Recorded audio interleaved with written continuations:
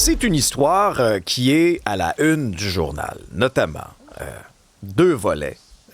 Celui du bureau d'enquête qui implique une ex-candidate et une organisatrice de Charles Milliard qui finalement ne sera pas candidate aux prochaines élections. Et là, elle accuse aujourd'hui le Parti libéral de s'attaquer à son intégrité en l'associant aux brownies, les fameux textos, mais aussi en déterrant, peut-on lire, le passé de son conjoint. Jean-Louis Fortin est directeur du bureau d'enquête. Bonjour Jean-Louis. Bonjour Alexandre. Bon, d'abord, explique-nous un peu qui est cette dame-là, là, Sonia Beaudelot. Ouais. Sonia Beaudelot, dire qu'elle était pressentie pour être candidate dans Fabre, là, c'est même pas suffisant. Là. C'est-à-dire qu'elle était candidate à la dernière élection pour le Parti libéral. Elle avait perdu par très peu, à peu près 300 voix contre Alice Aboukaville de la CAQ. Elle était en plus présidente de l'association de comté et elle était surtout organisatrice pour Charles Milliard à Laval. Tu sais, c'est elle qui ramassait du monde là, pour venir faire du financement puis rencontrer le chef. Fait que quand tu as tout ça dans ton CV, ben c'est clair que c'est toi qui vas te présenter aux prochaines élections, surtout quand c'est Charles Milliard qui est maintenant chef du Parti libéral.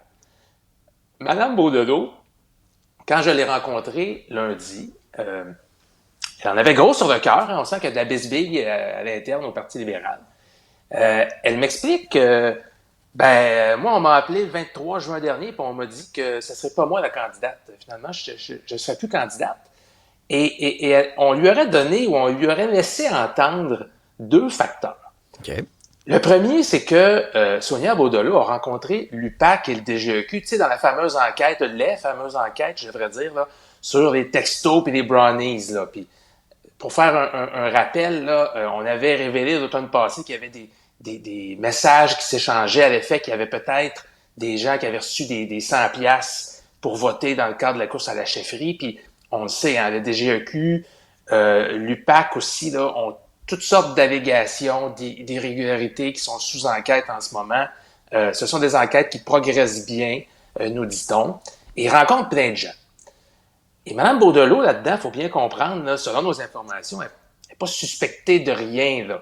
Elle faisait juste répondre aux questions. Et là, le Parti libéral, semble-t-il, selon ce qu'elle nous dit, sachant qu'elle a été rencontrée par les enquêteurs, là, on va s'en tenir loin, on la présentera pas comme candidate.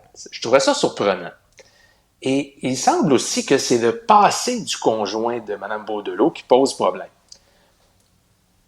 Ce qu'on a pu apprendre, c'est qu'il y a à peu près 20 ou 25 ans, donc au début des années 2000, ça fait assez longtemps, il aurait été mêlé avec des gens là, proches du crime organisé. Il y avait des mauvaises fréquentations et il aurait été là, arrêté, mais finalement jamais accusé. Si tu cherches au plumitif, ce gars-là n'a pas de casier judiciaire pour des faits qui remontent à 20 ou 25 ans. Et le Parti libéral aurait décidé de ne pas prendre de chance en disant si jamais ça revenait nous hanter ça, dans la prochaine campagne électorale, on n'en veut pas, on veut se tenir loin des problèmes. Il y en a eu assez dans les dernières semaines, dans les derniers mois au sein de la formation. On ne prendra pas de chance, puis Mme Beaudelot ne sera pas candidate. Mais ça aussi, j'ai trouvé ça surprenant parce que puis Mme Beaudelot, elle a dit, tout le monde a le droit de deuxième chance dans la vie. Mon mari avait des mauvaises fréquentations il y a 25 ans. Est-ce que ça fait de moi une mauvaise candidate? Est-ce que ça fait de moi quelqu'un qui n'est pas assez intègre pour se présenter aujourd'hui, en 2026, à Laval? Alors, elle ne comprend pas. Et c'est très rare, là, quelqu'un qui fait une sortie en règle comme ça contre son propre parti, alors qu'elle était jusqu'à... moi, quand je l'ai rencontrée lundi, là, elle me disait qu'elle était encore impliquée présidente. es-tu sérieux? Elle est encore impliquée dans le parti, là? Elle était encore présidente lundi, me disait-elle, de l'association libérale dans Fabre. Je me suis dit, ça va durer quelques heures. Et puis là, évidemment, ce qu'on m'a dit dans les dernières minutes, c'est qu'elle n'est plus présidente de l'association libérale de Fabre. Depuis combien de temps exactement? Probablement depuis pas très longtemps. Depuis que le journal est arrivé au dépanneur. Mais Jean-Louis, est-ce que tu as eu quand même une réaction de la part du Parti libéral, une justification, une explication quelconque, là? Oui. Une explication qui quand même laisse penser là, que le Parti libéral, effectivement, avait des doutes sur sa candidature. On nous dit, je cite, lorsque nous avons des doutes concernant une candidature, nous appliquons une politique de tolérance zéro, et ce fut le cas ici.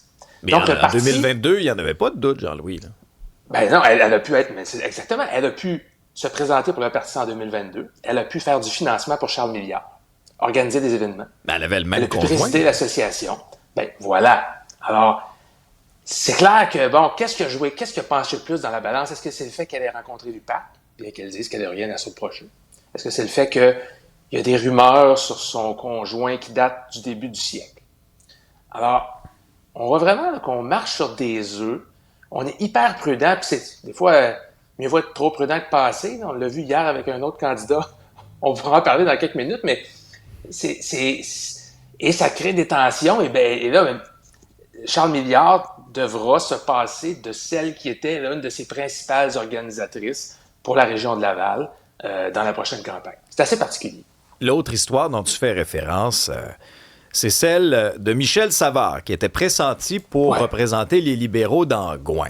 Ouais. Là, il y a eu toutes sortes de commentaires sur les réseaux sociaux qui ont fait surface, certains plus récents, d'autres un peu plus vieux, là, tu sais, vraiment là, un langage ordurier, des propos complètement inacceptables. C'est-tu moi où les libéraux ont taponné un peu hier dans la journée?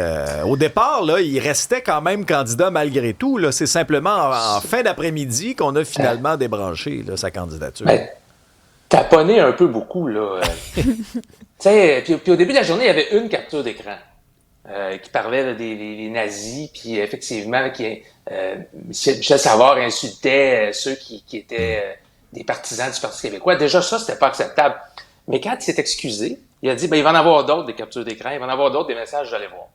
Et là, mais pendant la journée, je parlais aux collègues au bureau d'enquête, Annabelle Blais, je parlais avec Antoine Robitaille à Québec. Là, il fouillait un peu, voir qu'est-ce qui pourrait sortir d'autre. Et là, à un moment donné, quand il écrit sur Facebook, ceux qui sont pas d'accord avec moi, qui viennent se débattre avec mon bat de baseball. C'est allô la démocratie. Ceux qui pensent pas comme moi, je vais leur casser la gueule, c'est ça. Puis regarde, on ça serait beau à l'Assemblée nationale, ça, Jean-Louis? Exactement. T'sais, si jamais votre projet raciste passe, je promets de passer le reste de mon existence à détruire le Québec. Wow. Là, on est dans la violence verbale. Dans un autre événement, il fait référence au jeu Assassin's Creed, là, où est-ce que tout le monde le connaît, le personnage avec le capuchon qui se promène avec un sabre pour tuer tout ce qui bouge sur sa route. Là, alors, plus les heures avançaient, plus on sentait qu'il y avait réunion de crise au Parti libéral et décisions, j'allais dire décisions difficiles à prendre, mais dans ce cas-ci, ça n'a pas dû être trop difficile à la fin de la journée quand tu vois l'accumulation de ces messages-là. Un homme comme ça, qui a répandu de la haine sur les réseaux sociaux, ne peut pas, en 2026, être candidat à la prochaine élection. Ça tombe sous le sang. Puis lui-même il a reconnu que c'était inacceptable, ces propos-là. Il dit qu'il a changé, il dit qu'il a fait une réflexion, il dit que... Mais il a changé en quelques mois? Mais de façon plus constructive. Il y a eu une épiphanie en 2 mois. Disons, probablement que c'est la question que tout le monde se pose. Ouais. Mais s'il avait été peut-être plus transparent c'est facile de s'excuser une fois le fait accompli. Est-ce que le parti aurait aimé plus de transparence? Est-ce que le parti était au courant de toutes ces publications-là? C'est la question qu'on se pose. C'est pas sûr que le parti savait. Non, mais Jean-Louis, si le parti savait pas, là, on a un méchant problème. Oui. En 2026, là, à l'ère du numérique, là, il me semble, là, c'est la première chose que tu dois éplucher, là. Puis t'es supposé de filtrer tes candidats mieux que ça, là? Isabelle, c'est intéressant parce que des fois, on a l'impression que les partis politiques, là, ils ont toute une armée de gens qui scrutent les réseaux sociaux, puis les plumitifs, puis qui font des enquêtes sur le background des candidats. Pas nécessairement. C'est des organisations là, qui fonctionnent avec, des militants, des bénévoles en campagne électorale ou en pré-campagne, sont très, très occupés, mais ils n'ont pas nécessairement autant de ressources qu'on soupçonne. Puis souvent, là, ce qui se passe, c'est qu'ils demandent aux candidats de faire carte blanche, là. Rouvre-moi ton placard, montre-moi tous tes squelettes, puis ils font confiance aux candidats. Puis il y a un certain nombre de vérifications indépendantes qui se font.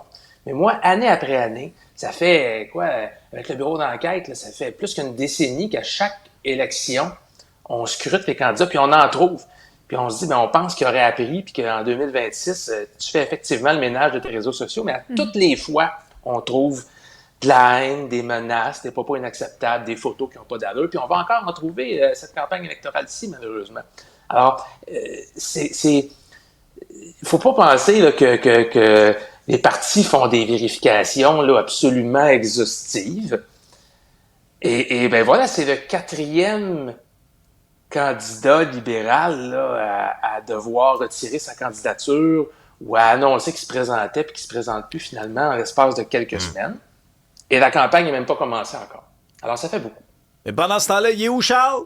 Il court. Il fait du jogging, il court, Ben, il court. Il prend des Et dans- cafés. Lâche pas, Charles, Il- continue oui. de courir. Effectivement. Ben, probablement qu'il aura la chance de présenter son programme plus en détail dans les Ben, il prochaines serait semaines, temps. mais pour l'instant, il est là. On tape du pied. Merci, Jean-Louis. Salut.